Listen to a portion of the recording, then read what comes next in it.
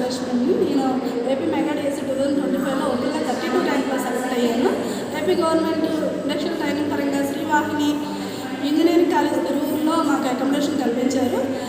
ఇక్కడ ఫుడ్ పరంగా అకామిడేషన్ పరంగా అన్నీ చాలా బాగున్నాయండి. మాకు మార్నింగ్ బ్రేక్ఫాస్ట్ నుంచి మొత్తం అన్నీ చాలా బాగా ఫుడ్ ఫెసిలిటీస్ అన్ని రకరకాల ఐటమ్స్తో ప్రతి ఒక్కరిని చాలా బాగా చూసుకుంటున్నారండి మమ్మల్ని. అకామిడేషన్ పరంగా మాకు రూమ్కి వచ్చి 12 బెడ్స్ వచ్చినాయి. అన్ని ఫెసిలిటీస్ చాలా బాగా కల్పించారండి. మాకు వచ్చే ఆర్పీఎస్ సార్ ప్రతి ఒక్కరు మాకు చాలా బాగా నేర్పిస్తున్నారండి.